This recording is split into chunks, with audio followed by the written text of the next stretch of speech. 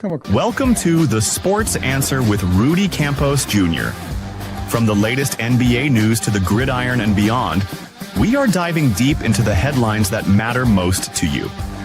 Today's show is proudly brought to you by Salem Surround San Antonio, your local experts in digital marketing and audience connection. Before we break the huddle, do me a huge favor. Head over to YouTube and subscribe to The Answer Now TV. Don't miss a single highlight, interview, or heated debate. The clock is ticking, and the game is on. Let's go. All right, it is the Friday drive here on the Sports Answer. Rudy Campos alongside Derrick, Gervin, UTSA Hall of Famer, former NBA player, Mr. Derrick, Gervin. Derrick, it's a lot going on in a week since we've been on the air, and we're going from injuries to maybe Spurs fans panicking to who's going to win game 3. I mean, we've got a lot of questions. And before we get those answers, for all you out there, welcome to the Friday Drive Sports Answer. You're going to see a poll at the top right of your screen. How do you vote? All you do is go to the comment section. You drop a 1 for yes, a 2 for no. The simple question, do the Spurs win game 3 tonight? Simple yes or no. If it's a yes, you drop a 1 in the comment, you get your vote in. If it's a no, drop a 2 in the comment, get your vote in there. That poll is going to be up all show long with myself and Derrick, Gervin. Derrick, crazy week so far, I think, since we've been back on the air. Crazy, but exciting. So let me say good evening to everybody. Yeah, it's going to be a good show today. Rudy, NBA playoffs are here, and I'm loving every minute of it. I don't know if the fans in New York are loving it so much because you and I both had the Atlanta Hawks, and here we are sitting 2-1 over the Knicks. But before we get into playoff basketball overall, the talk, because we got a whole lot to talk about when it comes to that. We've also got a little bit of NFL talk. The draft was last night. Maybe a little bit. I kind of got a little upset at the Cowboys. I'm not a Cowboy fan. I got a little upset about one of their picks they did with it. But before that, we've got 2 segments today. We're going to have 2 Spurs Chisme segments. So it's everybody's favorite segment. We're going to get to it first right away. The first Spurs Chisme segment, let's get into it. So, like, I hear about the Spurs, this y Spurs that, y como que esto y esta, pero I never hear about the real Spurs Chisme. Dime, por favor. All right, so we're talking about the Spurs Chisme here. First things first, 6th man of the year. Keldon Johnson, the only Spur other than a lefty, a guy that was pretty good in San Antonio. He had a decent career. Manu Ginobili was the other 6th man of the year in San Antonio Spurs history. Congratulations does go out to Keldon. There was a time where I remember I told you on air, on the radio, and I said, Derrick, I think we've kind of got everything we got out of Keldon. And he may be already hitting the ceiling. I don't know if we get any more. He ended up going to the bench, and I was wrong. He blew through that ceiling, and here he is, 6th man of the year. But then you got people criticizing it. Wait a minute. Jaime Jaquez had, the most points, rebounds, yada, yada, yada, yada. But before we got on air, I asked you, doesn't winning mean anything? Because when you talk MVP, when you talk other awards, the first thing they look at are, how did they do as a team? Well, Spurs, if I'm not mistaken, were 2nd best in the league. More deserved, or do you think maybe Jaime should have got a little bit of love? Well, Jaime Jaquez is a really good player. He had a good year. Nikhil Walker is a good player. Cousin of Shea. We all know he's a good player. And they both had great years. But Keldon Johnson was part of the glue this year for the Spurs. If you look at it, they had some injuries over the course of the season. Yeah. Dylan Harper out of the lineup. Victor in and out of the lineup. You had guys out of the lineup. But through it all, Keldon Johnson was an energizer bunny off the bench. Yeah. And people need to give Keldon a little more respect. I don't know if people remember. I'll say about 3 years ago. Yeah. He was leading the team in scoring. 21, 22? Yeah, 20, 21 a game. And so he stayed the course. Him and Devin Vassell now have been here for quite a while. Yeah. And I think Keldon was spectacular all season long. I didn't see anyone that I could vote over him as best sixth man of the year. So I'm going to say shout out to Keldon. I see all the guys came out with the cowboy hats to represent him. We should have had some. And way to go, Keldon. Congratulations. And I think it's an honor well earned, my man. Way to go. I think what I made a comment on X, and I said, I've been able to talk to Keldon his rookie year. I did an interview with him, at a past show that I was on. Very nice guy, very humble guy, very hardworking player. And I made the comment. I said, you know what? When I posted it, this probably won't be the only one he wins. I mean, look at the way he's playing. Mm-hmm. I don't see another guy coming off the bench outside of Jaquez and maybe a couple other guys who can play exactly the way Keldon has been playing. But he's been doing this year after year after year.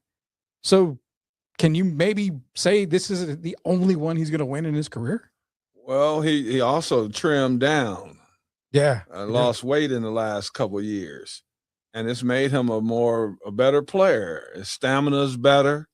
He moves around the floor better. Yeah. He's strong as an Adrian Dantley, strong as an Ox. And he can also run the floor. So that makes him a very valuable asset for the Spurs. He improved his three-point shot last year before last. He started putting more arc on his three-point shot. Yeah. And so he's continued to work, hone his craft, as they say. Yeah. And so everything that he's getting now is things that he's earned. He's worked really hard. He's a great guy here in the community. They love him in the community, similar to Patty Mills when he was here. Oh, yeah.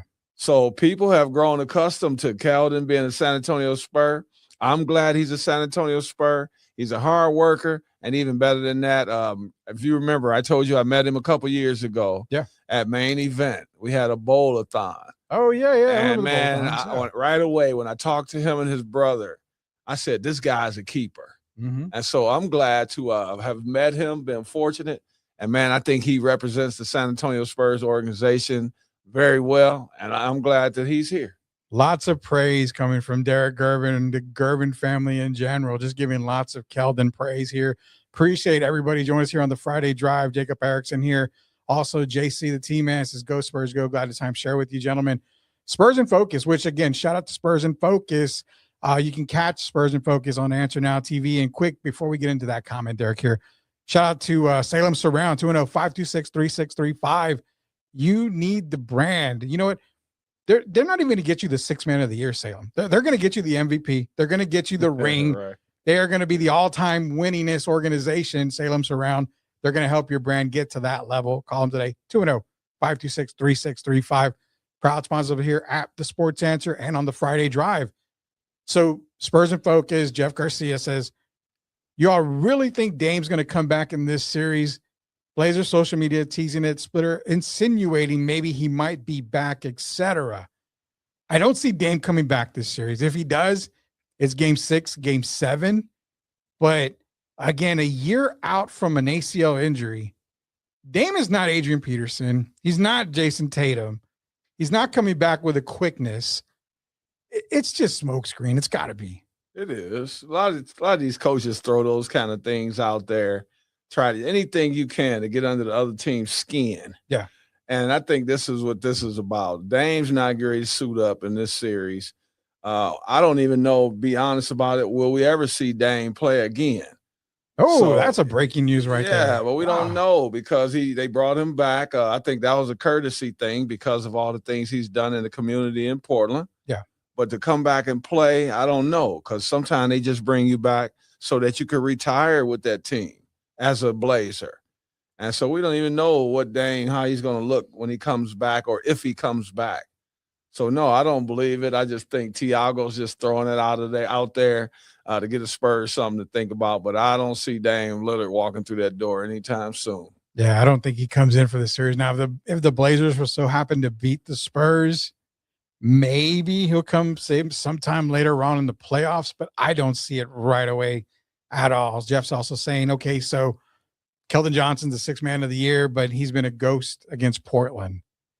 I mean, a ghost? He's been kind of struggling against Portland, but I mean, it goes back to what I kind of said to you the other day. these starters are playing 32, 33 plus minutes a game. So there's not a whole lot of minutes that what Keldon was used to playing like in the regular season. But I don't know if he's actually ghosted. I mean, I don't think he hasn't played great, but he hasn't played bad. Over the course of the year, Rudy, I've told you this story before. Some days we didn't even know what city we were in. So you don't take the games as serious when you're playing against a Portland in the regular season. Yeah. When it's different when you're playing a team night after night or the night and then 2 nights later you're playing that same team. Yeah. 7-game series. I don't go by the regular season. I think Keldon's is a guy that's smart enough to make adjustments. I think Mitch Johnson is smart enough to put him in positions to succeed. And so I don't go by what happened in the past this season. Yeah. I'm looking at what's happening right now. I think he's going to have a big game tonight. I expect the Spurs to go up 2-1, and we just get ready for the next game. But tonight I think Keldon will play well. I wouldn't be surprised if he got a 20-pointer tonight, 20 points, 6 rebounds. I could see that, and a Spurs victory. Keldon gets 20. They win by at least 10, 11 points. It's pretty much a blowout. I can see that tonight. You know, guys, we have a poll out there. If you see on the top right of your screen, poll question is, do the Spurs win game 3 tonight? Is the poll question. The way for you to vote is go into the comment section, drop a 1 for yes, a 2 for no. It'll get registered in our poll here. It's proud. Sponsored by Salem Surround. Again, 210-526-3635. Shout out to Keldon Johnson. Again, congratulations to Keldon. Huge honor for him to win that. But another part of the segment we're going to get into, we've got another Spurs Chisme segment later. Don't worry, guys. We're getting one now. We're going to get one later. But the biggest Chisme out there, Victor. And we saw the hit that he took. You know, he fell down, hit his head, concussion protocol. 48 hours before you can do anything, he made the trip, which surprising me because I've read and I've heard when you've got a concussion, a lot of times doctors don't want you to fly for up to maybe a week after that concussion. So made the trip, shoot around this morning, listed as questionable. I'm going to put you on the spot. I don't know. Unless it's come out right now, I don't know. Does he play? It's not the question of do you want him to play? It's the question of does he play? Tonight, I'm going to say no. I don't even think you take the chance. You're looking at talking about your franchise player. And I believe really, even if the Spurs were to lose this night, which I don't believe, they've played quite well when Victor was out. Yeah. And I think either with him or without him, they're capable of winning tonight. I say 100% for me, he's out tonight. Yeah. And then you give him a few more days to get well. And you have to remember how fortunate he was as well. A face fall, he fell a face plant basically, right? Yes. And he was fortunate. It almost reminded me, they felt a little different, but if you remember when Derrick White a couple years ago, yeah, when he fell and knocked it and his tooth came out, yeah, it kind of reminded me of that. But the way that Victor fell was scary. Yeah. And he hit his head like 2 or 3 times, the front. And so I think you have to err on the side of caution. I can't see him playing tonight, even if he's suited up. Yeah. Which I think a guy like him, you can't even let him suit up because certain guys like a Kobe or Iverson, whoever it may be, you can't let them suit up because they're going to try to pressure you to play. Yeah. So tonight, I believe he sits on the bench as a spectator, hopefully in his street clothes, and we get ready for game 4. But no, I don't see him playing tonight. Chris Leha, who's been a big supporter of us here at the Sports Answer for many, many years, says Spurs by 10. He's asking a question. Do you think Spurs by 10? Yes. I think I would go with that too. I think the panic time that we've seen out of Spurs fans, it's just panic. Go downtown, grab a drink, relax. It's not going to be that bad. The Spurs are still going to get the series. I think they said they win tonight. The thing that we've got to take away from game 2 was Victor goes out. I think they lose focus. There were spurts where they were just dominating Portland. But then Mitch Johnson had the rookie coach mistake and said, well, if I'm right, Carter Bryant grew 4 or 5 inches. So he's about 7'2" now, 7'1". So he's going to be my 5. No, Carter Bryant isn't that tall yet. And he's not going to be that tall. So You and I talked again, and I've even mentioned it to Spurs in Focus as well. Mitch Johnson got outcoached by Thiago in game 2 for the simple fact that Mitch didn't play the guys you went and got at the offseason. Biombo, Olynyk. Mason Plumlee, Kelly Olynyk. They're over there. Did he forget he had other 7-footers on the bench? I mean, the thing is, the Spurs lost the game due to rebounding, and Portland is the number 1 team on second chance opportunities. That should have told you Carter Bryant, as great as a rookie as he is this year, is not going to out-rebound Donovan Clingan. He's not going to out-rebound Williams. It's going to be tough for him.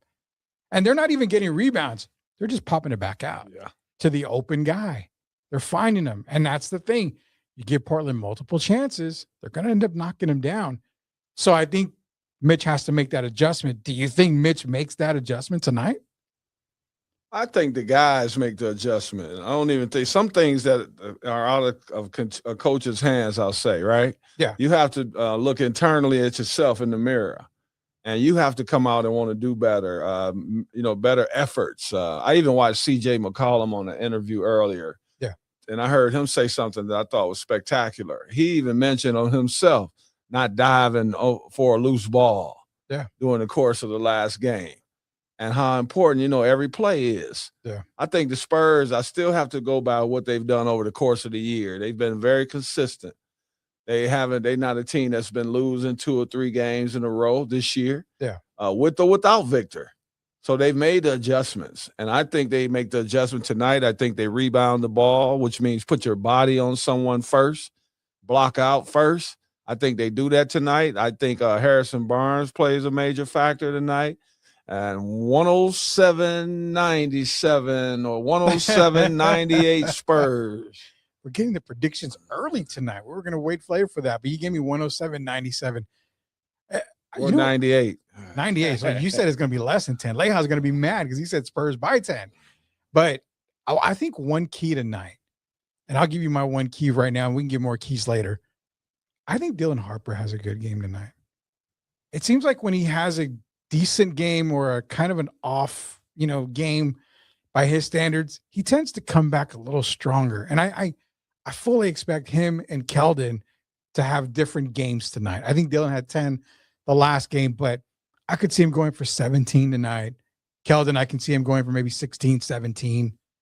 I even think De'Aaron Fox, who's been known to be a Portland menace, 25, maybe 25, 24 tonight. The only guy I see struggling tonight is Vassell.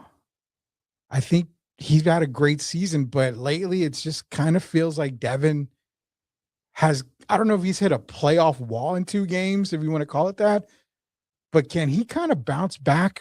You think it's just something about it that I have a bad feeling with Devin right now. He has to get back to a couple times, putting the ball on the floor. Yeah, I think that's what's missing. Yeah, he gets in the habit sometimes of settling for the jumpers, even the catch and shoot. And some of those shots are long shots. Yeah. And so he has to make the adjustment. I believe he will. I believe in the Spurs. I mean, Dylan Harper. He hasn't really had many bad games this season. If you look at his overall play, no, he might have not been a big part of the offense that day as like he is some nights, but overall he brings something good to every game, whether it's deflections, steals, or causing altered shots. He does a lot of things. Yeah. So I think he's going to play well tonight.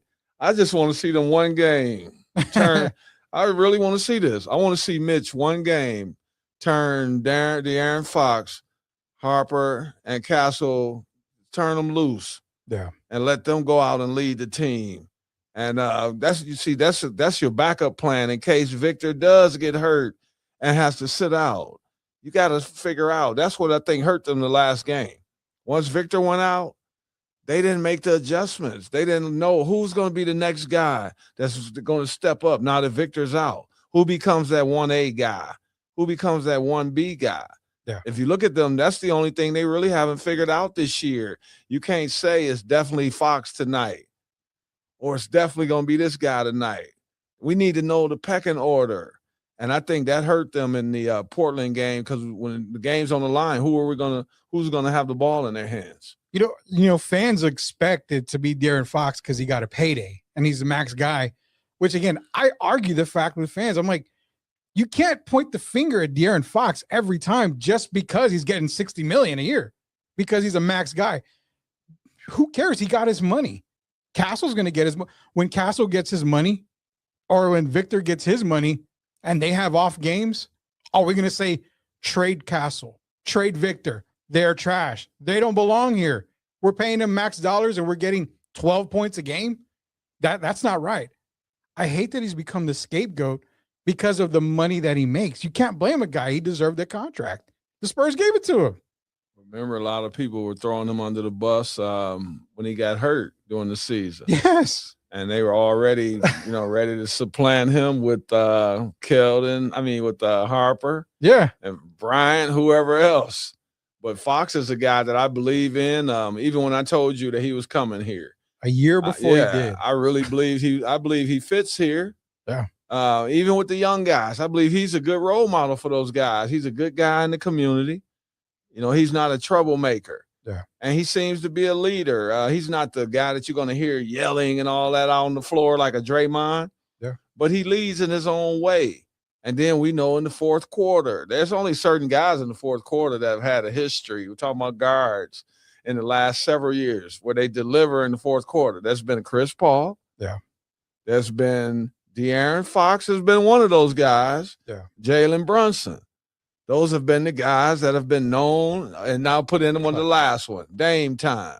Yeah. Those guys have been known to do it when it's necessary in the last 4 or 5 minutes, right? Yeah. Which they call winning time. So I'm thankful we have a De'Aaron Fox as well. I think he plays tonight. Like I said, 25. I could see 25 and 7 or 8 assists tonight from De'Aaron Fox. I hear you on that. Let me get to a couple of comments here. We've got Miss Reed saying hello to us out there. Thanks. Shout out for her because I am Refocus Radio as well. Leha basically saying, Spurs are worried about the Blazers. Why rush Wemby? Imagine against the Wolves and Nuggets going to be more physical. I can totally understand that. Says Jacob saying sit Wemby if we win. Great. Sit him again if we win. I can kind of get behind that.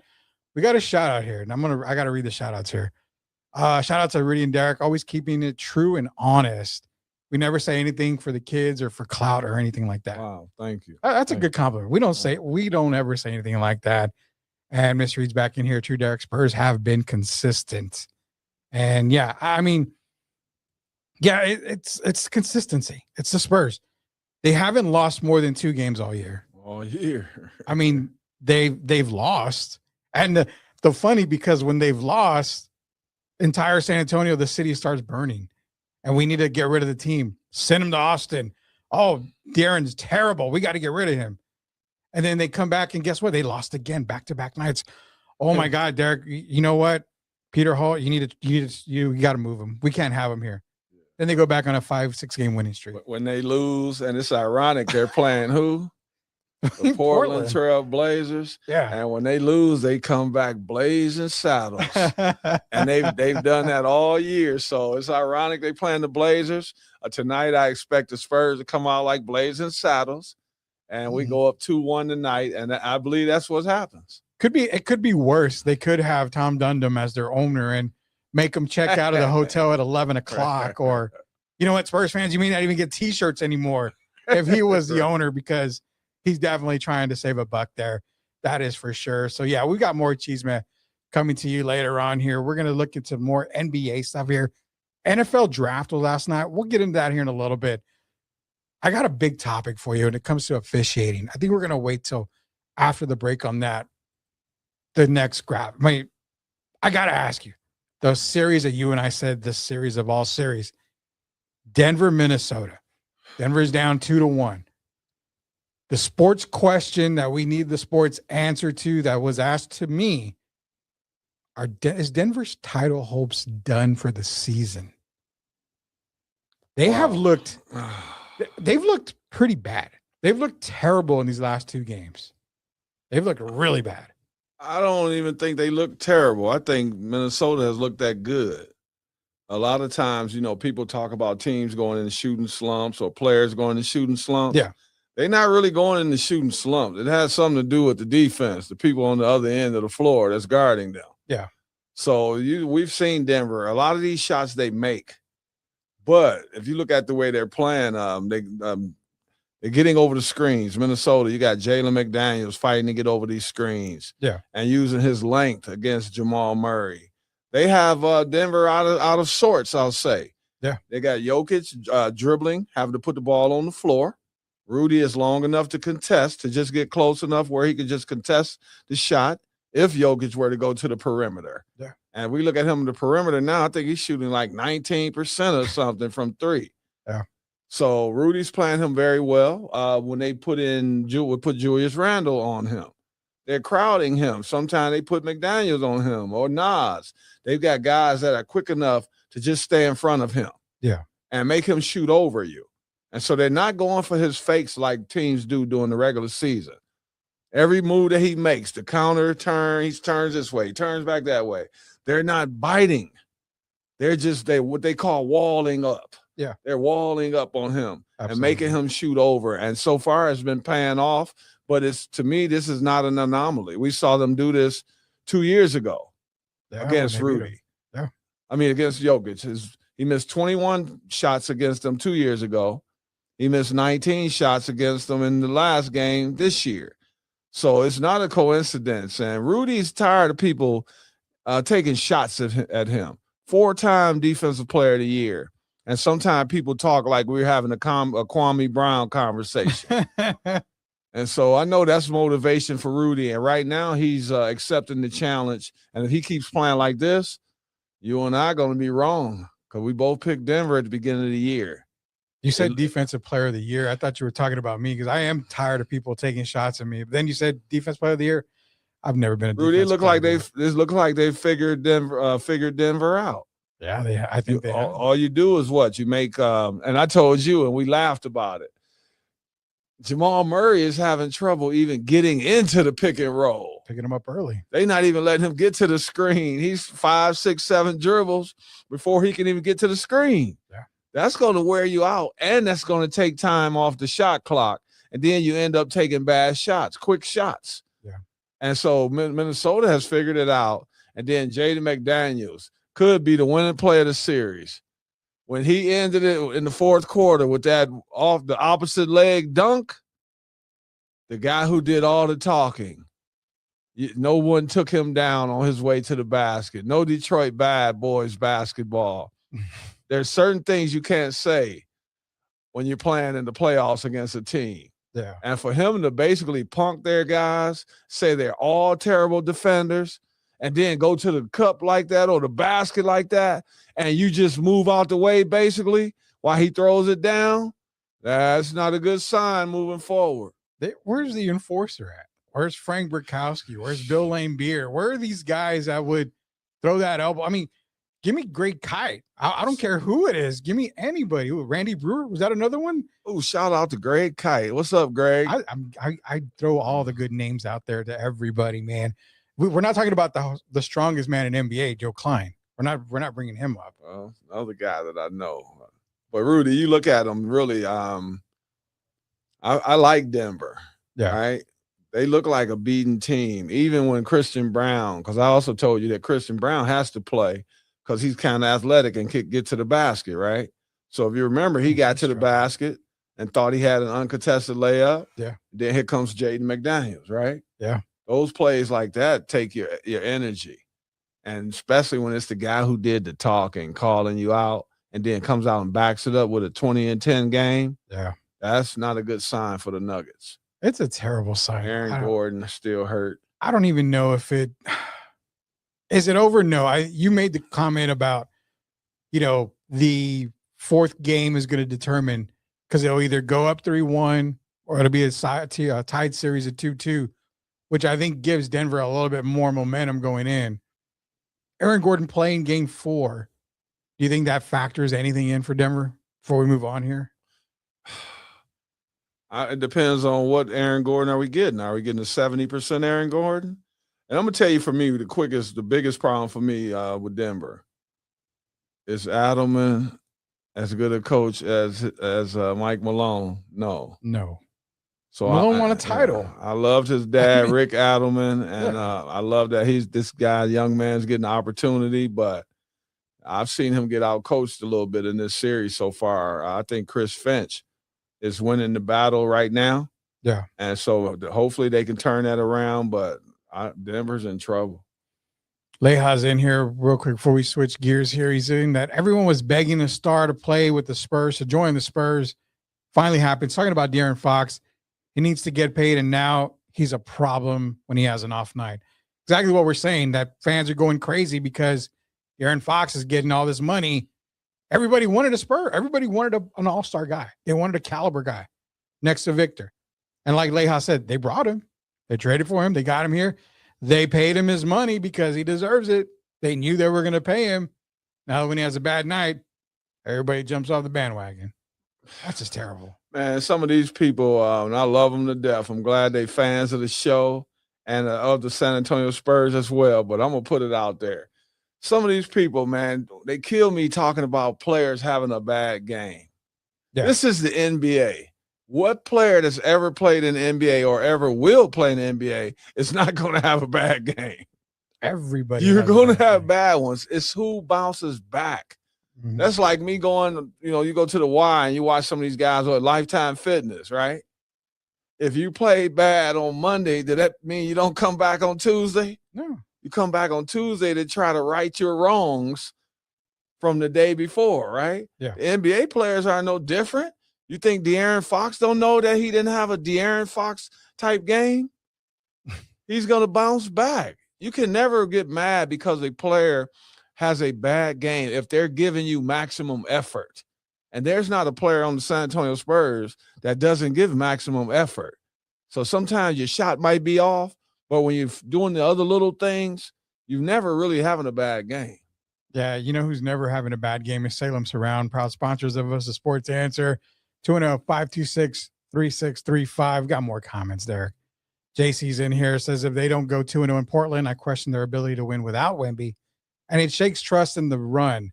Patience tells me the worst case, 4-3 Spurs. 4-3 what? 4 games? 7 games series. Oh, no. It's not going 7. No, that's Victor or no Victor. No. Yeah, the Spurs are way more deep and have a lot more than Portland does. They're gonna win tonight. Don't panic after one game. That means you're panicking about Boston. You're panicking about Cleveland. I mean, you're panicking about Detroit. It's one game. Yeah. Tim Gonzalez, your old friend of ours. Tim Gonzalez in here. He says, "What up, guys? How you doing, Tim?" Shout out to the Duke Blue Devils. Let's Ariana. Derrick, not on the show. Not on the show, Derrick. You got a Tar Heel sitting across from you. We cannot bring that team up ever again. And then one last comment before we move on here. Leja says, the youngins, they need to go outside and touch grass. Like they live too much on the internet, too much on Twitter. They'd never survive the 2000 Spurs. I mean, these guys would be going crazy. Crazy. I mean, could you imagine these fans pre-David Robinson? Holy cow. I mean, I don't know. It's one loss. Man, we just tuning up. Sometimes you start off, and people have to also remember this. Some of these guys don't have experience. De'Aaron Fox is actually one of the most experienced guys on the team. You got the guys on the bench have experience like Plumlee, Olynyk. Yeah. But other than that, you only basically have Fox and Harrison Barnes. Yeah. So it's not you got to give them time to grow. And sometimes you have to grow on the fly while you're actually playing. That's both sides. So they lost one game. Big deal. I didn't see any panic when they lost. No. And it's a game they should have won. I saw more concern for Victor from his teammates than I did panic. I'm like, okay, we lost. Big deal. But the quick takeaway from that Spurs game before we get on here is this. You got a Scoot Henderson high school highlight game that you're not going to get 30 points from him every single game. You probably get the 18, the 19 from Scoot. Scoot had a game. If Scoot doesn't have a game and has a normal Scoot game, Spurs win. Scoot was just on fire, man. Scoot didn't play that well in the G League. Exactly. And I'm a Scoot fan. Exactly. I mean, he did not have a typical Scoot game. So Spurs fans, what did Aaron Rodgers say? Relax. Relax. It's gonna be okay. We got to move into a couple more playoff things before we go to our first commercial break. So we got the playoff prediction here. Derrick, I like to keep it real. Like the kids say, we got to keep it real. I'm not a really big LeBron guy. I'm really not. And when I need to clarify that, because I would hate for a buddy of ours, Eddie Johnson, who we listened to on Sirius, I'd hate for him to come after me and call me a water boy because I don't like LeBron. But I love the game. I respect LeBron's game. One of the greats of the game. I won't say greatest of all time, but one of the greats of the game, hands down. I've been a fan of his in Cleveland the first time. When he left Cleveland and went to Miami, I gave up on him because of the character. I'm not a big character LeBron guy anymore, but I got to give him his props. Against Houston, no Luka, no Austin Reeves. Man, LeBron seems to be turning back the clock a lot in this past 2 games. Well, he's playing against the right team, but I do have to give him credit. I'm tired of hearing about this 41 years old. We all know that. Yeah. But he's playing well. He's become the first option with Luka and Austin being out. Yeah. And he's not dominating the ball, though. I looked the other day. He had 10 assists. It was still the first half. Yep. So he's doing things that are helping make the team better. But I can't just put it on LeBron. Marcus Smart has been stepping up. A guy who I've loved since he entered the league. I don't know why people they've been sleeping on Luke Kennard. Yeah. I've talked about him since he came in the league. Other guys are stepping up. DeAndre Ayton is playing okay. But the question is now, if Luka comes back, I'm not even talking about Austin Reeves because I believe he'll play tonight. Yeah. But what do you do now? Because for me, LeBron is made for this series, playing against a team like Houston, right? But without Luka, how good would they do? How would they fare against OKC without a Luka Doncic? So, there's questions in LA still. They playing well, but how long can they go without Luka? And what chance would they have without him and Austin Reeves against OKC? I mean, it's 0 against OKC without both of those guys. Even with both those guys, still, right? Maybe 30%. I'd give them a 30% chance of winning that series. It's OKC is, they're really that good. They can really focus on, the physicality, the defensive side of things. Obviously, one person can score the ball for OKC. I mean, they are a definite challenge to the Lakers, but I don't buy so much of the Lakers' success against Houston because Houston is probably the worst team in the playoffs. Kevin Durant, poor Kev, man. He's checked out. I'm just watching KD's legacy get tainted, man, in the last couple months or a couple years. It's just, even I was on the bandwagon when he went to Golden State. I didn't care about him going. I'm not one of those people that tell you what you do with your career, right? Yeah. But to see how he's responded in OKC before he went to Golden State, to see how he responded in Brooklyn, and now we see the same thing in Phoenix, and now Houston. That's troubling for me. KD was looked at more of a player a few years ago. They were talking about his rim protection in Golden State, remember? Yeah. Now he's starting to head towards, he's just been known as what? Strictly a scorer. Yeah. And so I'm watching his legacy be tainted right now, and I can't blame anyone but Kevin Durant. He's put it on himself. And he's on Twitter all the time, these burner accounts and all that. When you do all that stuff, you can't have off games. You can't go out of the game mentally, take yourself out of the game mentally where you're out there pouting or you're over there hiding in the corner, stuff like that. So he's doing it to himself, and I hate to see it, but he has no one to blame but Kevin Durant. I mean, I don't see them beating the Lakers now. I took Houston to beat the Lakers, but I didn't expect this Houston team to look this bad. Gil, who I didn't like ever since I saw him get afraid. He was so afraid of Draymond last season. Oh, man. So we'll see what happens. Yeah. Jay season. And he says, not panicked by one game. I still got Spurs going the distance. Unlike Rudy, I've never said they're not going the distance. I've got the Spurs in 5. I can't believe you're calling me out like that. I never said that at all. That's crazy, crazy, crazy. Quick shout out. Breaking news. Hawks Nickeil Alexander-Walker was named the most improved player from the NBA. So congratulations out there. Tim is making sure I know it's Luke Kennard. I guess it's dominating the Lakers. I mean, Luke Kennard's been playing absolutely fantastic for the Lakers. I want to congratulate Mr. Walker on that award, but I'm going to throw another name out there. We're talking about most improved over the season. Yeah. Who improved more than Jalen Duren? I'm just saying. Not Nikhil. So shout out to Mr. Walker, but Jalen Duren is when you're talking about really, really improved, and that's a guy that's doing it in the starting five. Yeah, that is true. Clarify here, JC. When I said that, I didn't. Unlike Rudy with the Spurs going the distance, he said I had Denver beating the Spurs. Which, again, I'm not going back on my pick. I had Denver winning the title before the preseason, before training camp. I'm going to stick Denver winning the title, but if Denver can't get past Minnesota, they're probably not going to beat the Spurs. Yeah, I'll go get my Alberto jersey out and I put that on. You know, that's right now. Mauricio, shout out. Now I gotta wear my Dan Issel Nuggets jersey. Oh, he's killing me over here. What are you talking about? I know all these guys. How about his teammate, the one who drove by me like 3 times, man? And I was still looking. I was like, where did he go? Kiki Vandeweghe, man. You hear me? Shout out to Kiki Vandeweghe. And you see me looking around?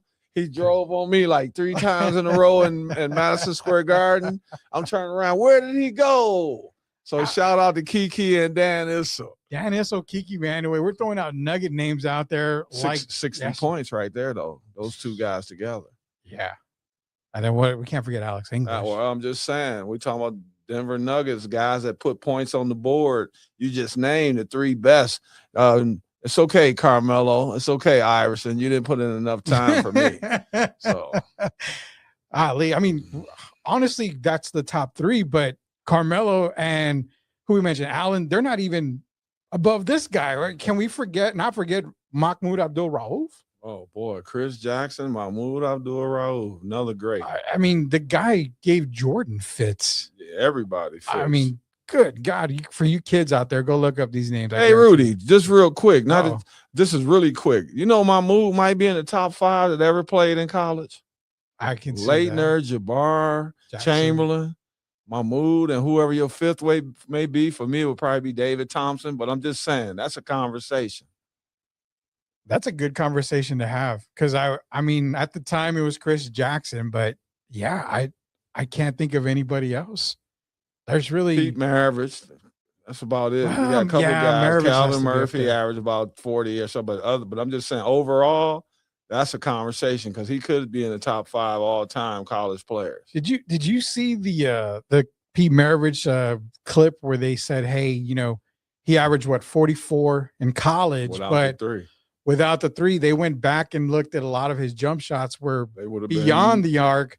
They said he could have averaged upwards of 60. Yeah, that year. Remember, I've talked to Jason Maravich.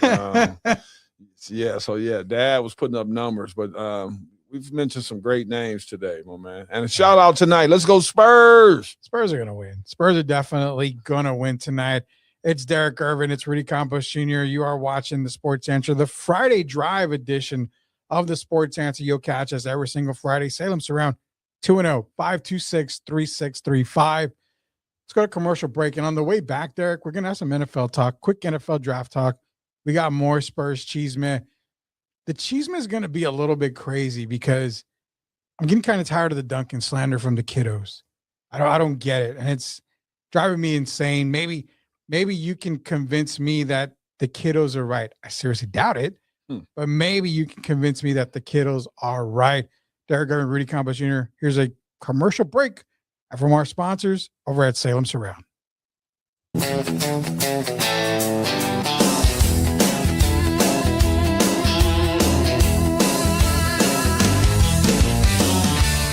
You've been watching The Sports Answer, brought to you by Salem Surround.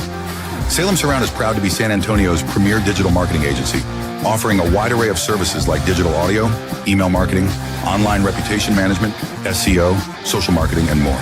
Visit salemsurround.com, San Antonio, and stay in the game.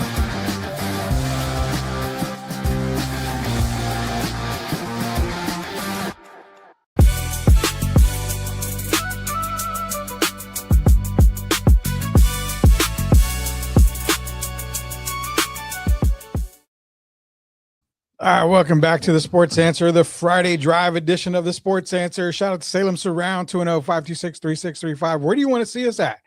Well, you can definitely catch us on Answer Now TV on YouTube. Hit that subscribe button. We are over 4,500 subscribers on that already. We keep on climbing. Help us climb. We're trying to get to 10,000. You know what? If we can get to 10,000 on Answer Now TV, Derrick, I'm going to give away a free subscription to Spurs in Focus. I'm going to give a free subscription away to Spurs in Focus. Like that. Two thumbs up for that free. 2 thumbs up again.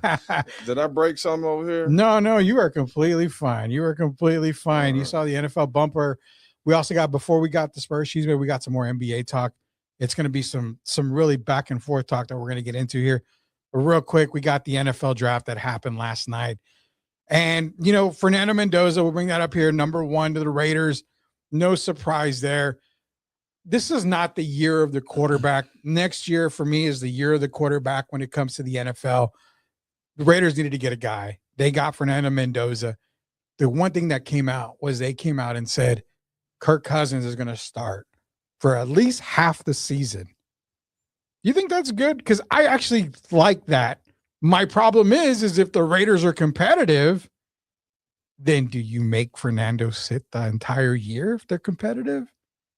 Well, don't they have a guy they brought on board to help with these kind of things that sees greatness in these players before it happens? He's a Super Bowl winner, isn't he? He won a couple, I think. So when you got guys like that leaning over your shoulder. Yeah, it's like Tim Brady. Is that what it is? Man. Tim Brady? When you got Tom, I mean, that makes things better. And I got to say this, I'm a Fernando fan, right? Yeah. Because, you know, I liked Oregon and there were some other team, Miami, during the season. Yeah. But as I continue to watch the maturation of Mendoza, and I have to give a shout out to Kurt Signetti and his staff. They got that young man and they part of it.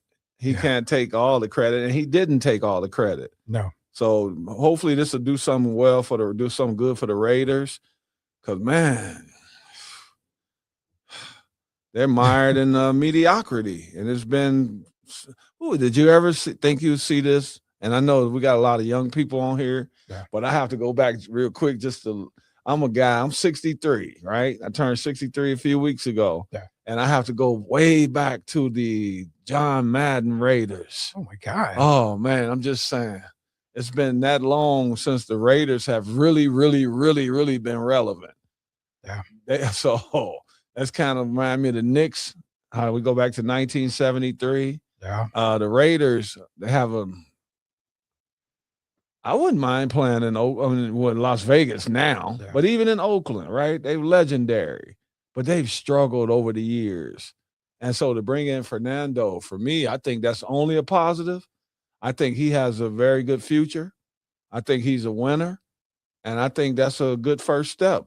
That's a start. That's a starting block for the Oakland Raiders. I don't think that the Vegas Raiders are going to get Fernando Mendoza. I don't think he's Joe Montana. I don't think he's, obviously he's not Brady. I mean, he could be, but from what I've seen, he's a winner in college, Heisman winner, national championship winner.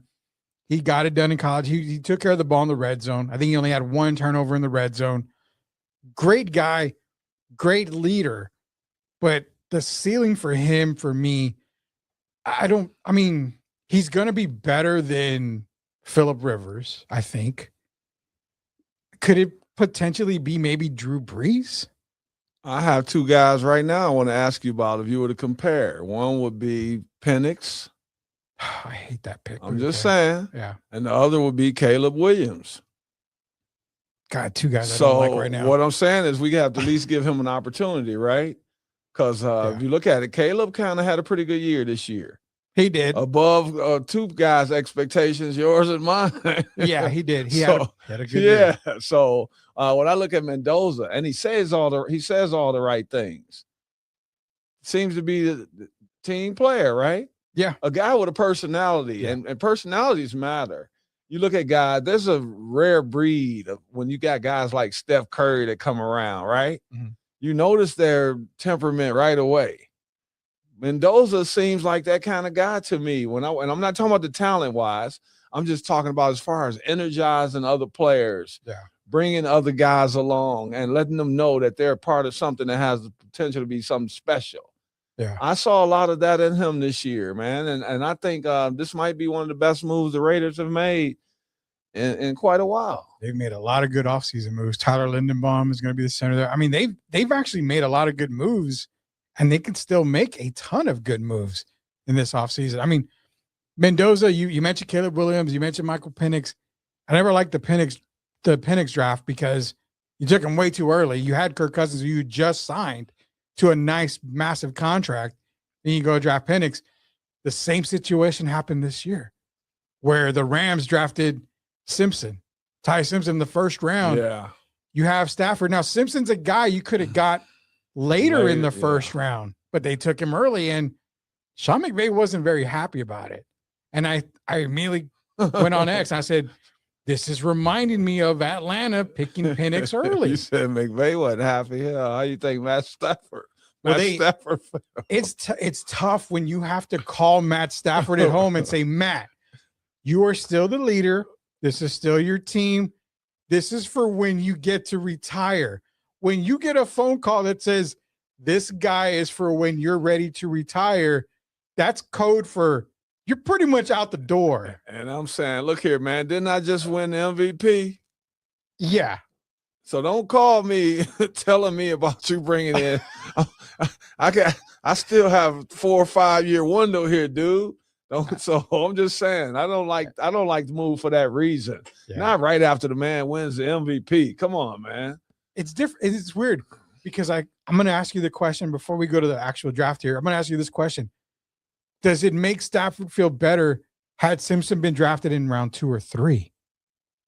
To me, it makes a little difference because if you're drafted that late, then I'm thinking, all right, I need a backup. I have Stetson Bennett as my backup. Jimmy Garoppolo is not going to play.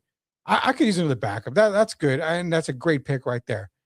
When you can give me another top receiver, another top offensive lineman, another defensive player for a already stout Rams defense, but you want to give me a backup quarterback in round 1.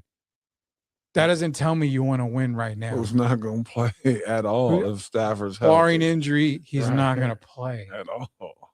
I mean, that is so Atlanta Falcon of the Rams to do, because I was like, that is so crazy. Why would you do that? You have so many other needs other than quarterback, which you can get a quarterback later on. Or Derrick, next year. Yeah. There's a massive quarterback class coming out next year. Way better than all these guys right now. I don't know. I got to ask you a quick question about Matt Stafford. Yeah. Where do you rank him? Has he moved? Is he anywhere near Aaron Rodgers level of player? Not just talking about the MVP, talking about as an actual player. Because Aaron is kind of starting to move into that Kevin Durant conversation for me. A guy who's, he won the championship, but is starting to become kind of overrated. A few years ago, before the Mahomes came on the scene, they were starting to already supplant Tom Brady with Aaron Rodgers as the GOAT. I think Stafford's better. You do? I think I put him over. I put Breeze over Rodgers. There's no doubt about that in my mind. I would put Stafford in the same category, in the same breath as Drew Brees. Well, that's high praise, though. I mean, I put him there. You're talking about a guy who literally broke his shoulder, went back into the game to make a pass when he played for the Lions to get a winning score, a winning touchdown. Shoulder was gone, but he demanded to go back in to at least make a pass or a handoff or whatever, and they won the game. There's very few guys that I've ever seen in the NFL modern day than Matthew Stafford that actually would do that. Maybe Ben Roethlisberger comes to mind. I mean, he would play a little bit injured, but you have to go back to the days of Steve Young when he would get beat around. You're breaking my heart because you're not going back to the days of Jared Goff. Oh my God! Should we light a candle for Jared Goff? I mean, no, we should trade him for Matt Stafford. I love Goff, but we got to get him up out of there and bring Stafford back, man. I don't think Detroit will take Stafford back because they just traded him away. If they could get him, they would. They could, but they're not gonna. They're not gonna admit guilt. There's no way. I like Goff, but come on, man. background because again, Detroit's another team that could have used a quarterback, and they may get one this year. I mean, obviously, but is it okay? Fair question, because I know we're talking NFL. Fair question. Jared Goff's unsuccessful year last year, due because of Goff or due to Ben Johnson leaving? Combination of both. Because Goff, I mean, if you look at it, he's pretty much maxed out, don't you think?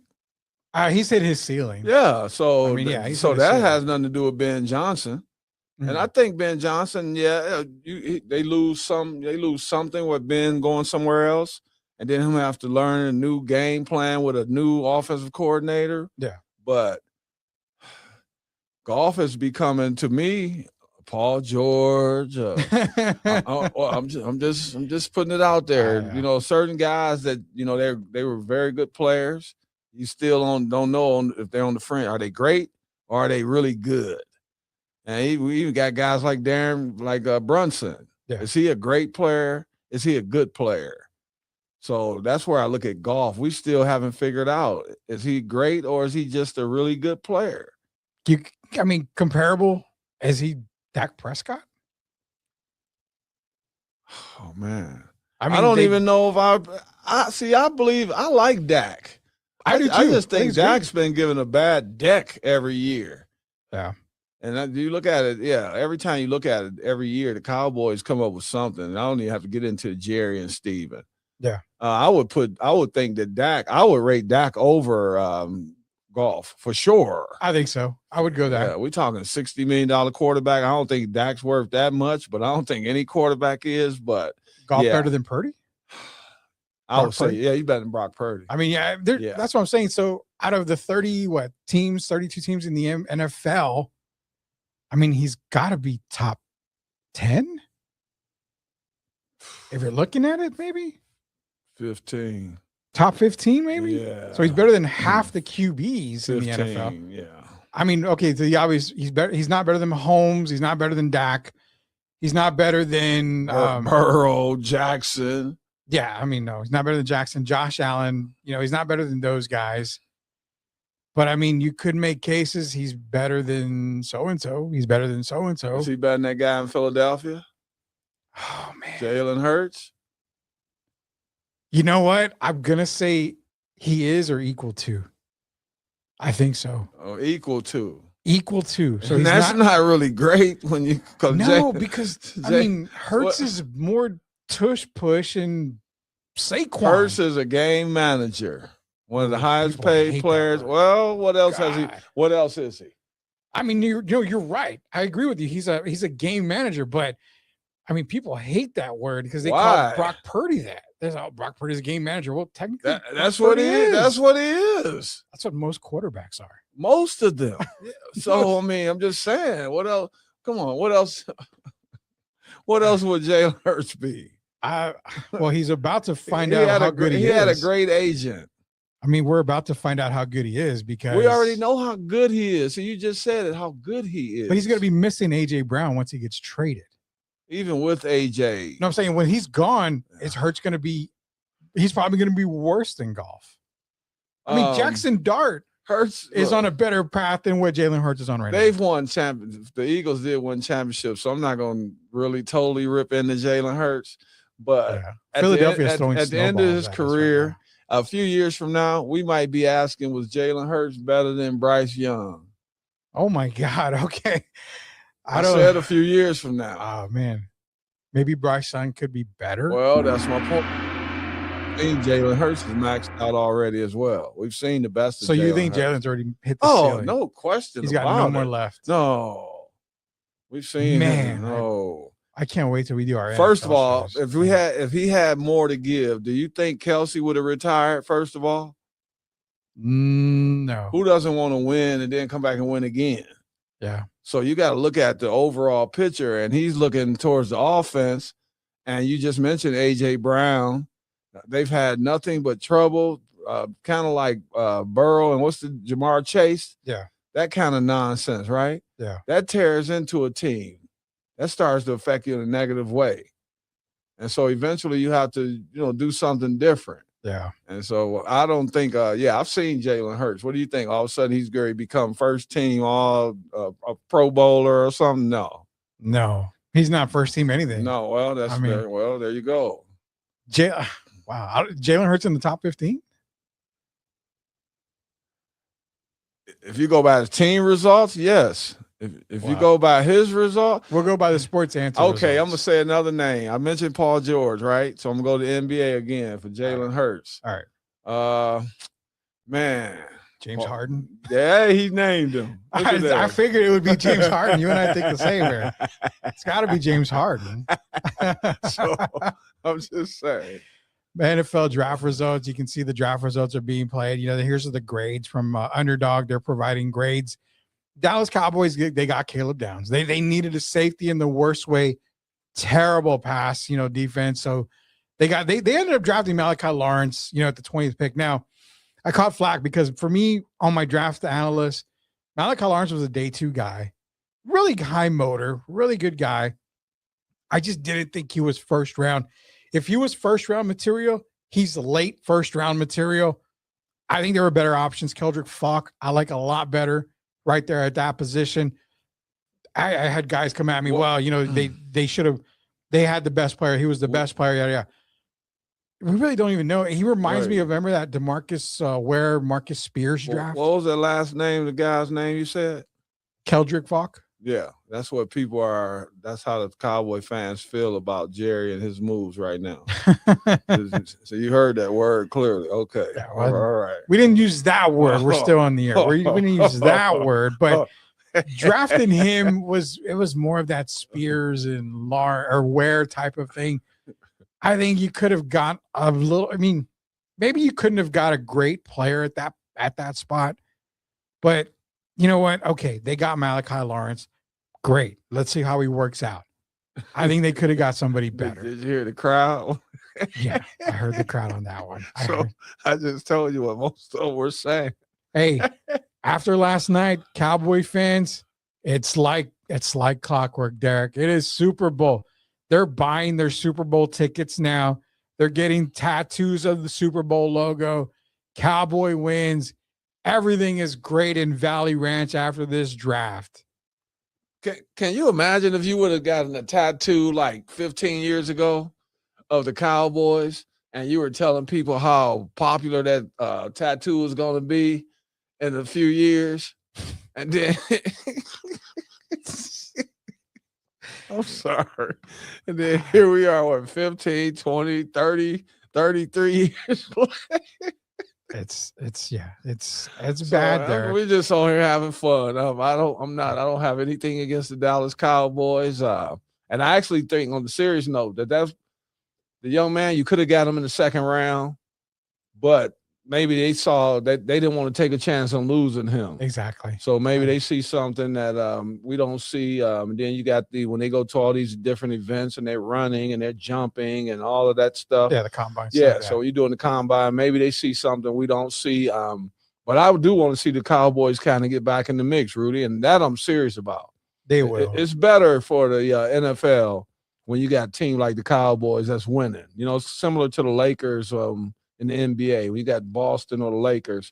And for me, I want to see the Cowboys. I want to at least see them be able to contend. I really do. I want to see Dak get a chance to go a little further.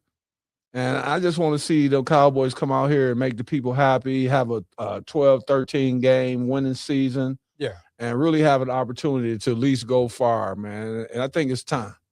I think you know what? I'm not giving them a bad draft grade. I've actually got them as an A on the draft board for me right now for those two guys.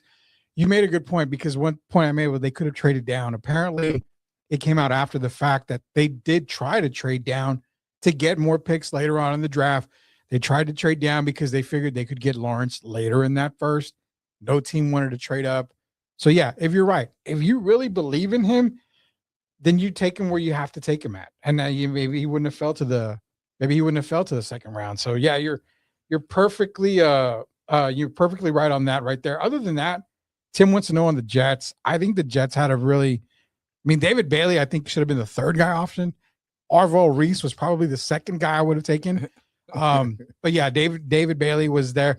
They also got Sadiq, and they got Omar Cooper from the Indiana Hoosiers as a wide receiver. So I think the Jets did a pretty good job there. I mean, Aaron Glenn was. What do you think about Aaron Glenn? He's going to be another coaching casualty. The way to fix the Jets is you have Garrett Wilson. He's one of your best commodities. I think you move him right away. Bring in Joe Namath. No, I think Joe Namath was overrated. No, I said bring in Joe Namath. Yeah, but he won the Super Bowl. He did, but I think it was an overrated guy. This is my Broadway Joe. I think, in my opinion, might have been a little bit overrated. So you think they could have a decent year if you look at them right now? They didn't finish too bad. I mean, I think with the draft that they've had so far, if they can continue it, I would say give them another 2 wins.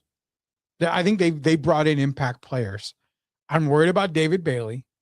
I like the offensive moves. I like Sadiq in the tight end position for him. Reminds me, a lot of, the athletic guys, Brock Bowers and stuff like that. Then you added Omar Cooper, who's a great wide receiver to go along with Garrett Wilson. The offense will be humming. I don't know about Geno Smith. I mean, can we get Seattle Geno? Or are we going to get old school Jets Geno where it just didn't work out? If Geno can be back to Seattle Geno, Jets might win a couple of games here and there. I mean, they might win 2 more extra. Defensively, they got to improve somewhere on the defensive side of the ball. How many wins, the 2 more wins, how many did that give them? I don't even remember offhand how many they had last year. 3, 4? What I mean, I'm just saying. I would say I would peg them at 6. 6 wins? 5 or 6 wins, maybe. Wow. The New York Jets. Yeah, I could see that this coming year. I think so. They've got a pretty good offense. 6 and 11. That sounds about right. That sounds about Jet right there, pretty much. That's our NFL talk. We got some NBA talk, and then after that, we'll close the show with the another Spurs Chisme segment. Here's the NBA playoff, or is it playoff talk? You know what? It is playoff talk. NBA playoff talk now.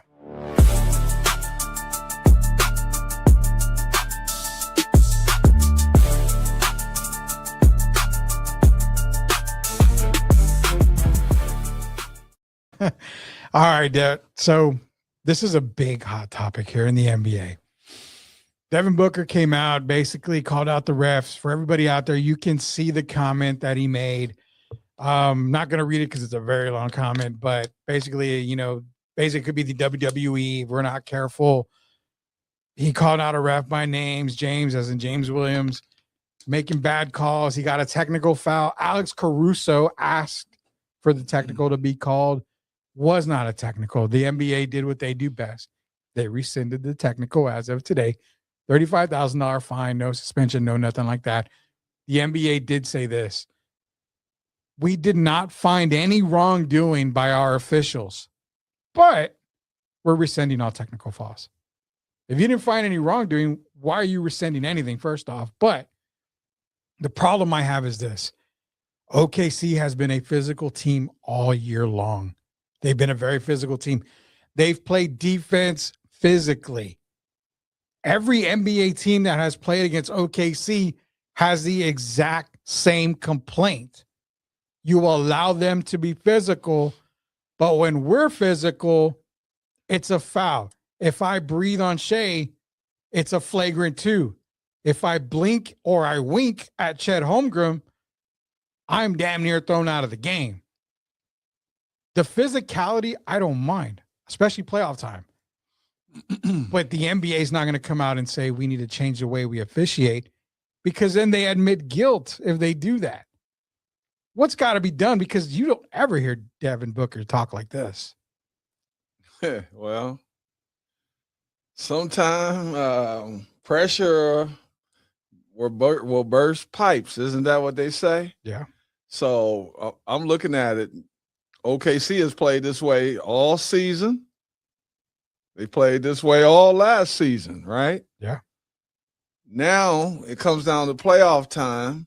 Your team doesn't have a point guard, first of all. Yeah. So they're making it hard on you. Devin Booker is experiencing what Kevin Durant is experiencing against the Lakers. Yeah. They're sending a double team. They're making him uncomfortable, right? He's more of a scoring guard. Mm-hmm. They're making him have to make decisions.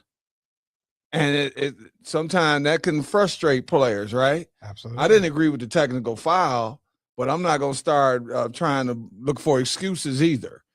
If you know a team is getting physical with you, there's only so much the refs can do. Yeah. It's up to you to man up.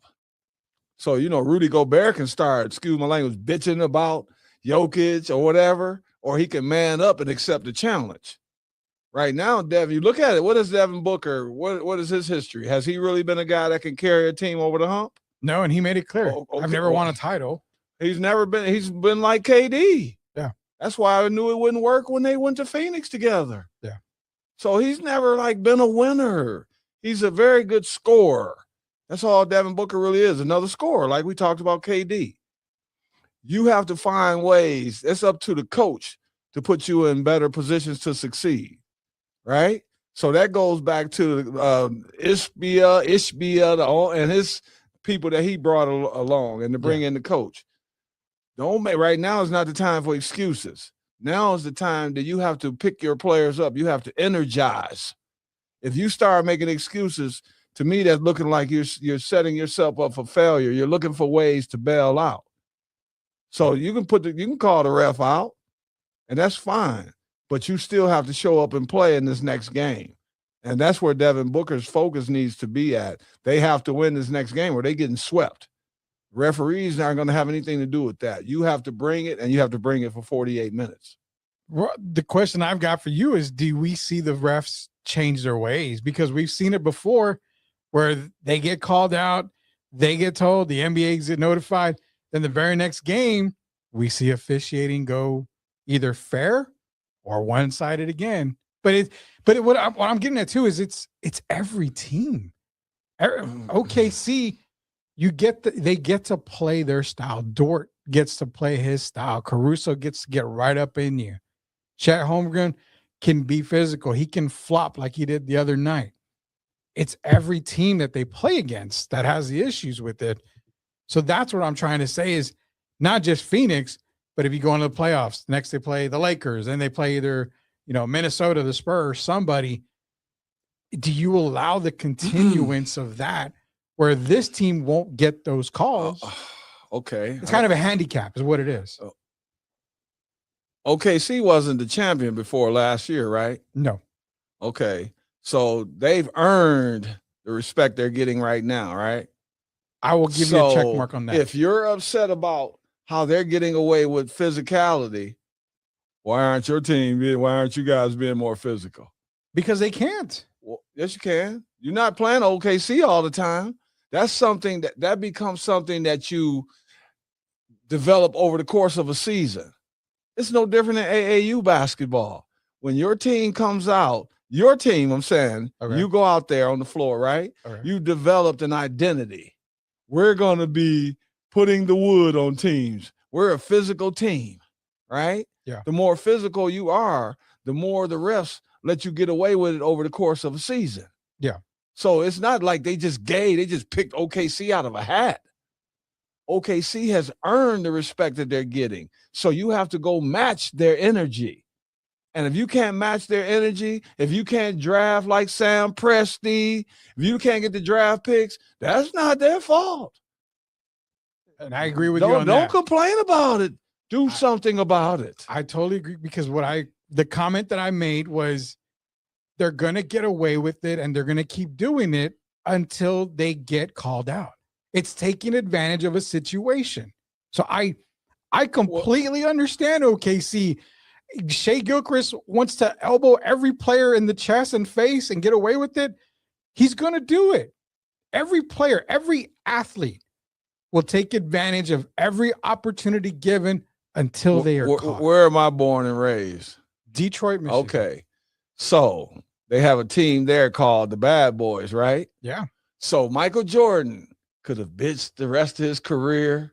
Yeah. Or he could go get on the weights. Yeah. What choice did he take? He got on the weights so that he could take that pounding, right? Yeah. Why is it any different this era? Instead of complaining about it, I know one team that's matched the Oklahoma's physicality. They beaten They them right here in yeah. San Antonio. I'm sitting here wearing it right now. Yeah, they've beaten them three times. I don't hear them complaining about the physicality of Oklahoma City. Yeah. Why is it always guys like Devin Booker, guys that have trouble when you put them in situations where instead of just being a scorer, now you have to start making other people better? That's not OKC's fault. So Jalen Brunson can start bitching when he get play against them. You didn't hear Jaylen Brown and those guys complaining because Boston's going to do what if they played OKC? They're going to match their physicality. Mm-hmm. That's the only way you're going to stop them. Complaining to the refs not going to do it. You got to kind of man up like Jalen McDaniels the other day. Yeah, that's the mindset Devin Booker needs to be taking right now. Instead of the bailout mindset, and he's sitting up there, and Jalen Green sitting right next to him, quiet like a little puppet. They need to make something happen. Stop complaining. Get ready to put your hard hat on and get ready for the next game. Yeah, I agree. And I'm pretty sure LeBron listens to this show, so he's probably gonna not like the fact that when he said this era of basketball is a lot harder to play than the 80s and 90s era of basketball. Well, it's for me, it would be so much easier because I could just walk out there and shoot. Yeah. Nobody can touch you. No handshake. You don't even really have to defend, be honest. The guys who really putting up the points, I know they talking about two-way players, but you have to play a guy like Luka when he's putting up 33 a game, right? Yeah. Because if they say he doesn't defend, I go back to what I always say. They say my brother didn't defend, right? Mm-hmm. So when George is averaging 33 a night, who's playing defense on him? I'm just saying. They never talk about that stuff. So you got to look at the other side. With Luka, he doesn't defend. He gets blown by. If he's averaging 33, 34, he's blowing by somebody as well. Exactly. He's putting up a quarter of the points on the team. So, I mean, yeah, you leave him out there. But that's the thing with Devin. It's the complaint. It's the OKC. I'm on the fence with it. I understand where you're coming from. I understand the parts of the other teams because, again, let's call a spade a spade. We've done it here. We keep everything real on this show. If I have to adjust to today basketball, then, yeah, everything's a foul. Everything's a foul. Look, man. I grew up in the 80s and 90s. I know about fouls. If you man enough to date a Kardashian, you better not be on television complaining about somebody great, man. You better man up. Yeah. Yeah. And he couldn't get away with driving a lowrider in San Antonio. Well, I'm just and riding around. That's another thing. He riding around a lowrider. Look here, man. You from Flint, Michigan. You down the street from where I'm from. Don't you be coming on television complaining, looking for the ref's sympathy or Adam Silver's sympathy. It's time to man up. We got to move on to the last segment here. Another Spurs Chisme segment. We're going to get Derrick's opinion on it here. Rudy and Derrick, Sam's around 210-526-3635. Another Spurs Chisme. So, like, I hear about the Spurs this y Spurs that, y como que esto y esta. Pero I never hear about the real Spurs Chisme. Nine, por favor. All right, we like to end things on a bang here, and usually the Spurs Chisme is the last thing that we like to enter in here. So let me see if I can bring it up here. Let's get ready to PO everybody in San Antonio here because we like to do that here. But the sports question that people want to know the sports answer to is, why is there so much hate for Timothy Duncan? Now, when I say that, it's because all the fans that are current fans who are 30 and under, roughly, I mean, give or take or so, they say Tim Duncan is the most overrated basketball player. He's boring. He's slow. He could not guard in this modern basketball. He would not be the best power forward today in the game. He wouldn't compete with the likes of Joel Embiid. Giannis Antetokounmpo is a way better player than Tim Duncan. Tim Duncan is not an all-time great of the game. These are not my comments. I'm not dumb enough to make these comments. I've seen greats of the game. I've seen greats before Tim. I've seen greats during Tim. And you know what? I have not seen a player greater than Tim since he's retired. Why is there so much hate for Tim? It can't be just because he's boring. Well, Some of those people never played blackjack. They don't know about the lucky 21, I guess, first of all. But I think it's because he's not flashy. And if you look at it, my brother's been one of the few flashy players here, right? Manu was flashy. Manu, your brother, yeah. And so there hasn't been a lot of players here that have been flashy. And when you look at it, guys like David Robinson, where they were very effective, but they weren't flashy players. Yeah. And if you look at it over the history of these last several years, the Spurs have been penalized. You don't usually hear them when they talk about the Spurs, when they mention the greatest teams of all time, like the Celtics with their 18 and the Lakers 17, the Bulls 6.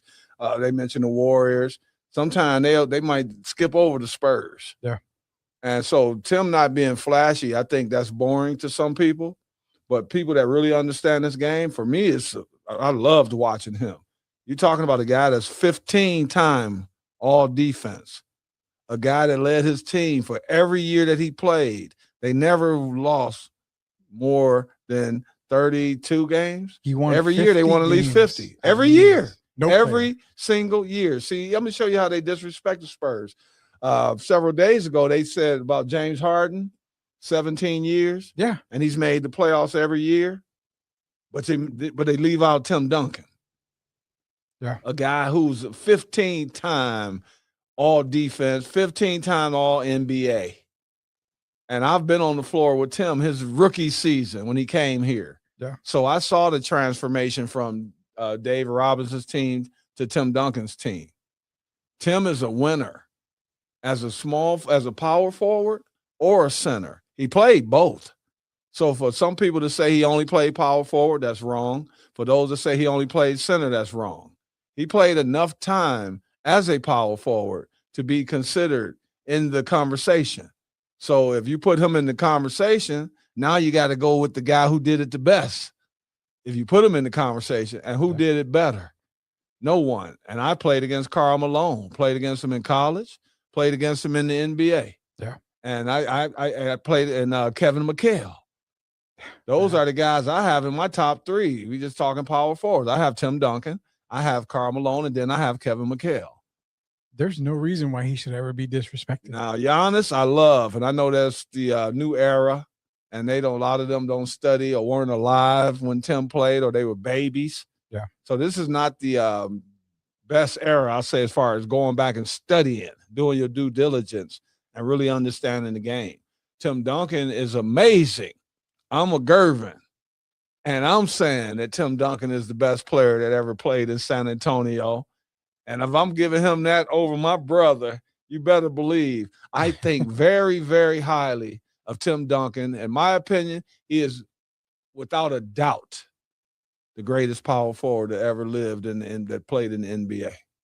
Yeah, so all you kids need to stop the slander. I mean, this is ridiculous. If you have that much hate for Tim Duncan, then there literally is something wrong with you.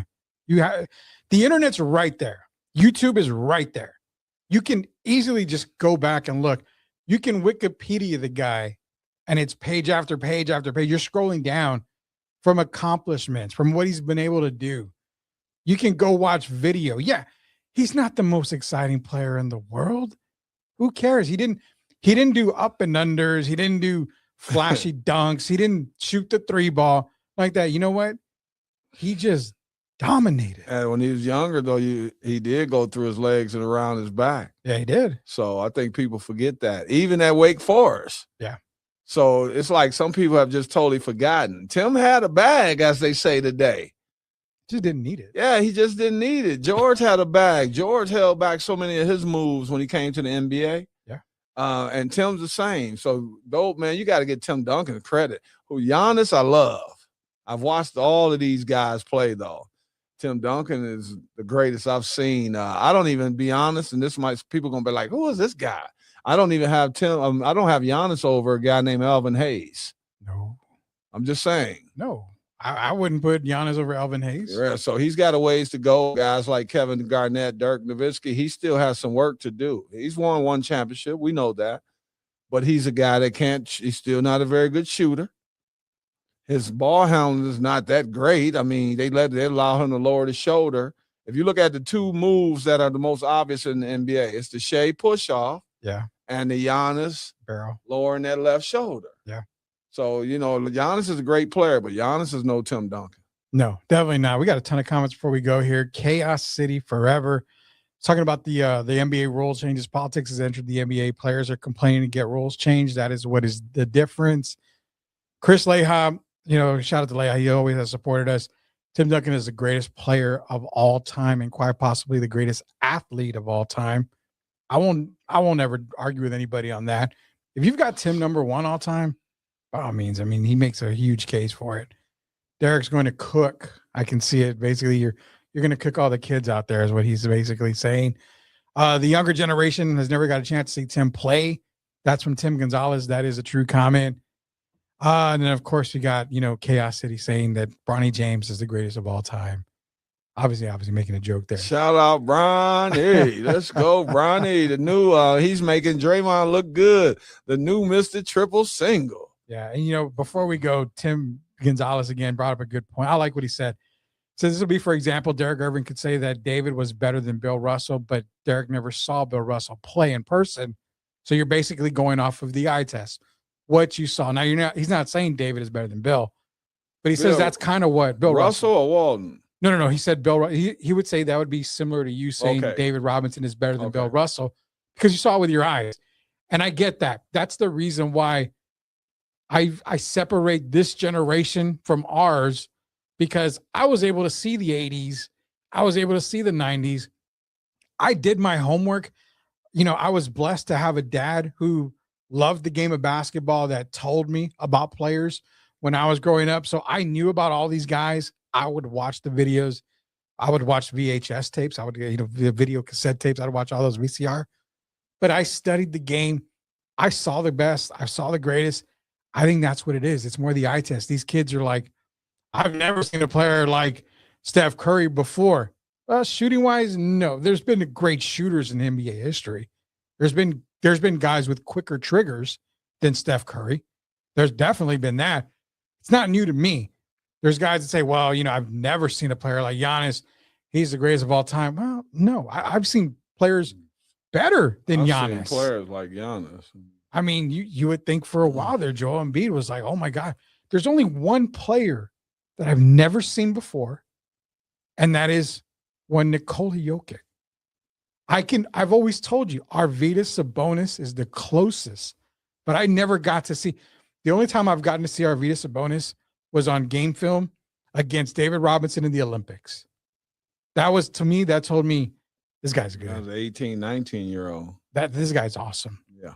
Other than that, I saw Arvydas later in his career, but other than Jokic, I can't say I've seen not one player come through that I've already seen right now. I don't know if you know of a guy maybe that's playing now or past couple of years that you've never seen before. Let's get ready to supplant who? No, I'm just saying in general. No, I have no. And then back to Tim Duncan. You're still not over with Tim. If we looking at if we look at the guys that are coming along now, right? The way the game has changed, you got more guys now that are 3-point shooters, right? Yeah. That's not it's a totally different game. So I kind of understand about comparing the eras. And even the Steph Curry, it's not fair to the guys back in my day, right? Because it wasn't stressed that we shoot the three. So to say that we wouldn't have been able to shoot the three is ludicrous. We would have been able to shoot it just like these guys if that's all we practiced. Take out the hand check. So, it's just a different game. So Steph is a great player, but, I played with Drazen Petrovic, rest in peace. Yeah. And I played against Reggie Miller, Ray Allen, those guys. So I've seen great shooters. I don't know what quantifies Steph as the greatest that we've ever seen, because I can't just go by him making a lot of threes if he's taking the most. Yeah. He's shooting. If you shoot 5 threes, Steph taking 17. Yeah. So you should get there quicker. In their primes, was he even a better shooter than Clay? No, I don't think so. Clay scored 60 on 11 dribbles. Yeah. So, there's different eras, but I'm going to stop comparing. And the gentleman that mentioned Bill Russell, David Robinson, yeah, I thought that was a fantastic one. because, I would ordinarily, I'm a big Bill Russell fan. And so with the rings, I give him the nod. Yeah. But if you're talking about just player against player, I've been on the floor with Big Dave. Dave's a monster. Better you than me. Man, Dave's Better a you than me. monster. And I'm going to say this quickly, and I'm done with this Spurs stuff, right? Yeah. Is Tim Duncan really even better than David Robinson? Oh my God. Why are you going to end the show? We got like 20 I just want to give seconds. people something to think about. We're just being honest. It's not to slight Tim. I love Tim. Yeah. But when I looked at Dave, man. Dave was a freak of nature. He could run the floor. I told you he could walk on his hands from one end of the floor to the other. He won the sprints. Him and Kevin Willis used to win the sprints.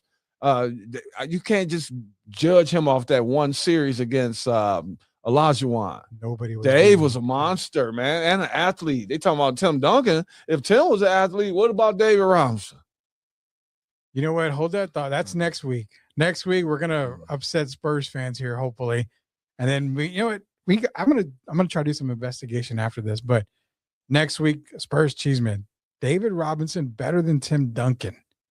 I like that. You know how they talk about players that could touch the top of the backboard and grab a coin off like David Thompson and all that. Earl Manigault could make change. If those guys could jump up and grab a coin off, you think David Robinson couldn't? Oh, I'm sure he could. As high as he was jumping? I'm sure he could. I'm sure he could. Oh my God. Okay, we got one last comment here. It's Jacob Eric. Yeah. Next week, Spurs Chisme. I'm announcing it now. David versus Tim. Whew, that's going to be a good one. That's going to be a real good one. Derrick, Gervin, Rudy Campos Jr., your Friday drive. Again, we come to you every single Friday right around that 5:15, 5:30 mark. We're with you today for about an hour and a half, so you get a lot of sports talk. We cover as much sports for you guys out there. Be sure to go to Answer Now TV. Hit that subscribe button. You can catch us. You can catch the Sports Answer on Sundays. You can also catch Spurs in Focus with Jeff Garcia on Answer Now TV. Shout out Salem Surround 210-526-3635. Proud sponsors of us here on the Sports Answer and the Friday Drive. You know what? You guys got those sports questions. Be sure to leave them. Be sure to leave them. Why? Because you're going to get the Sports Answer here. For Derrick, for Rudy, we'll see you guys next week. You've been watching The Sports Answer, brought to you by Salem Surround. Salem Surround is proud to be San Antonio's premier digital marketing agency, offering a wide array of services like digital audio, email marketing, online reputation management, SEO, social marketing, and more. Visit salemsurround.com, San Antonio, and stay in the game.